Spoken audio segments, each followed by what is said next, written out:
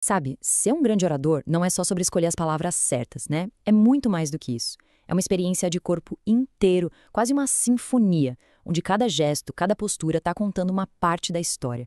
Então, bora mergulhar juntos nessa arte silenciosa da comunicação. E para a gente entender bem isso, vale a pena voltar lá atrás, na mitologia grega.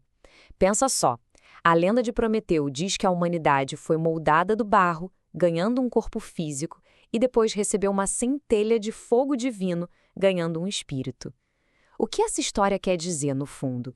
Que nós somos essa mistura, essa união do físico com o espiritual, do corpo com a mente. Mas, peraí, se a gente é essa união tão harmoniosa, por que é que na hora de falar em público parece que rola uma guerra aqui dentro? É exatamente sobre essa desconexão entre a mente e o corpo que a gente vai falar agora. Pois é, a grande questão é essa: por que falar para uma plateia pode ser uma experiência tão estranha, tão desconfortável? De onde vem aquela sensação de que a mente quer dizer uma coisa, mas o corpo parece que trai a gente com tremor, suor, com um gesto todo desajeitado? Olha, boa parte da resposta para isso está na nossa história, na nossa herança filosófica. O pensamento ocidental, por séculos de séculos, criou uma separação que não existe de verdade. O corpo, ele foi visto como uma máquina, como uma fonte de pecado, só uma caixa para a alma. E o resultado disso tudo? A gente aprendeu a desconfiar, a ignorar a sabedoria que vem do nosso próprio corpo. E se a gente pudesse resgatar essa sabedoria? Pois é aí que entram os, digamos, sentidos secretos do corpo. É com eles que a gente pode destravar o verdadeiro poder da nossa comunicação.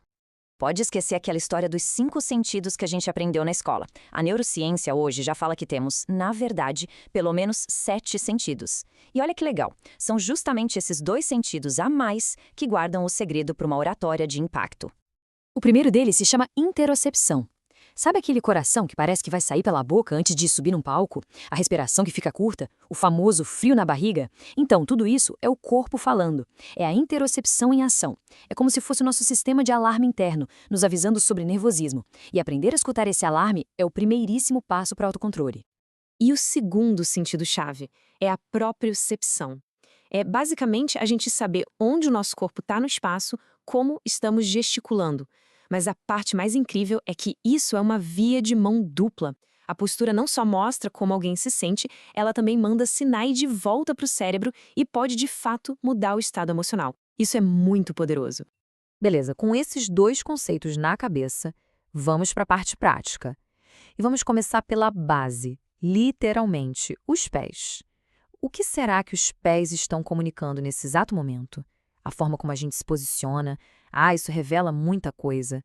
Vamos começar com os pés paralelos, bem firmes no chão. Essa postura passa uma ideia de equilíbrio, de segurança. É aquela posição perfeita para quando se precisa passar credibilidade, sabe? É como se o corpo dissesse: tô aqui, presente e no controle da situação. Agora, se a gente coloca um pé um pouquinho à frente do outro, a coisa toda já muda.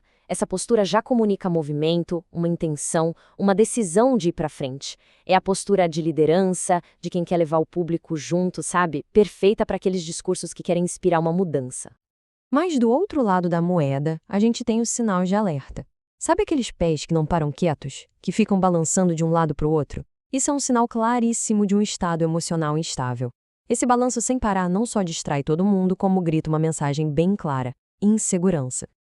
E talvez o pior sinal de todos seja arrastar os pés. Esse gesto mostra uma hesitação, uma falta de comprometimento com o que está sendo dito. Isso acaba com a autoridade de quem está falando e enfraquece a mensagem inteira antes mesmo dela ser concluída. Ok, saindo dos pés e subindo um pouco, os gestos com os braços também dizem muito, né? Braços cruzados no peito, por exemplo, podem criar uma barreira, uma atitude de defesa. Já as mãos na cintura podem passar uma ideia de prontidão, ou até de desafio, dependendo do contexto. São posturas que posicionam a gente de formas completamente diferentes. E a coisa fica ainda mais legal quando a gente olha para os detalhes. Levar as mãos ao rosto, por exemplo, pode ser um sinal de que a pessoa está avaliando ou até desaprovando o que está ouvindo. E do outro lado, esfregar as mãos, aquele gesto clássico. Geralmente transmite uma expectativa, uma antecipação. São esses pequenos detalhes que montam o quebra-cabeça todo. Então, tá. Como é que a gente junta todas essas peças? Porque no fim das contas, o objetivo aqui não é decorar um monte de gestos e poses. A grande sacada é unificar o corpo e a mente, é buscar uma oratória que seja autêntica. Então vamos resumir aqui os pontos principais que a gente viu. Primeiro, o corpo é um texto vivo, ele está sempre expressando o que se sente. Segundo, a presença física é super poderosa. Ela pode tanto dar força para a mensagem quanto sabotar tudo. Terceiro, a autenticidade é o que cria conexão de verdade com as pessoas. E por último, a linguagem do corpo é universal. Ela ultrapassa qualquer barreira de idioma. Tem uma citação no material que a gente usou que é perfeita para resumir tudo isso. É lindo, né? O nosso corpo compõe essa sinfonia de significados, ele revela aquilo que, às vezes, as palavras sozinhas não dão conta de dizer.